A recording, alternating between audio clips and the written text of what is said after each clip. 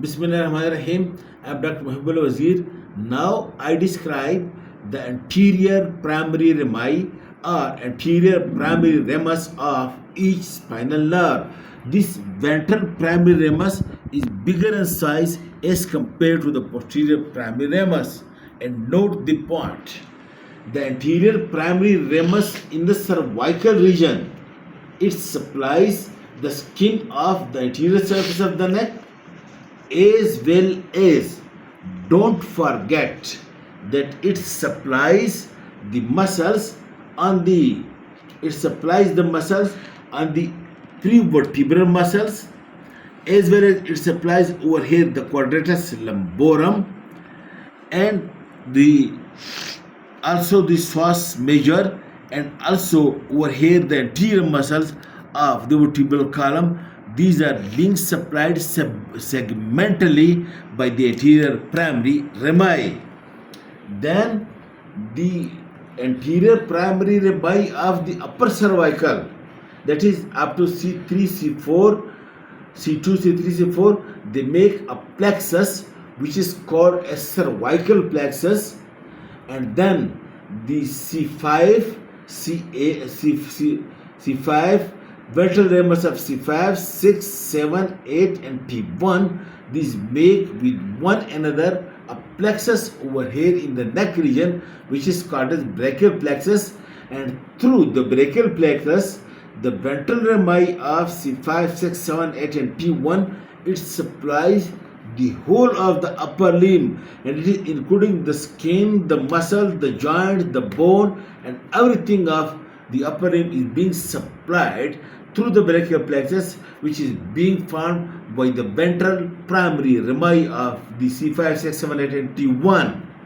Look, while the ventral ramus in the thoracic region, again the dorsal is big, but the ventral ramus of each thoracic nerve, it runs in the intercostal space to form the intercostal nerve, and each intercostal nerve which is actually the ventral ramus, it supplies the intercostal muscles, and then in the lateral part of the thorax it gives the lateral cutaneous nerve, and this lateral cutaneous nerve over here being given, and this lateral cutaneous then divides into anterior and posterior branch.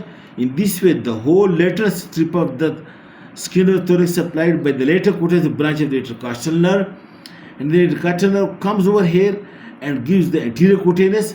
Anterior cutaneous divides into medial and lateral branch and supplies the skin of the anterior strip of the skin over the thorax, except the outer skin of the upper two spaces, which is supplied by supraclavicular nerves from the cervical plexus. Then the lower intercostal nerves, which are actually the branches of the ventral rami. Look, when they come over here, the thorax finishes. That's why the lower 6 intercostal nerve, it by crossing the costal margin, it enters into the anterior abdominal wall. In this way, the muscles of the anterior abdominal wall are being supplied by the ventral rami of the lower 6 intercostal nerve, and then the ilioinguinal and iliohypogastric, also the ventral rami of the branches of the ventral ramus of L1, it also supplies the abdominal wall, and then the ventral rami of the lumbar nerves supply the lumbar plexus, and the ventral rami of the sacral nerve, it supplies the sacral plexus, and its lumbosacral plexus then supplies the whole of the lower limb, that is the skin, the bone, and the muscles of all the lower limb. It is being supplied by the ventral primary rami through the lumbosacral plexus. In this way, the ventral rami forms cervical plexus, and then the brachial plexus, and then the lumbar plexus, and then the sacral plexus, while the ventral primary of the thoracic region, it forms the intercostal nerve. And people usually describe the thoracic nerve is the typical spinal nerve. Typical.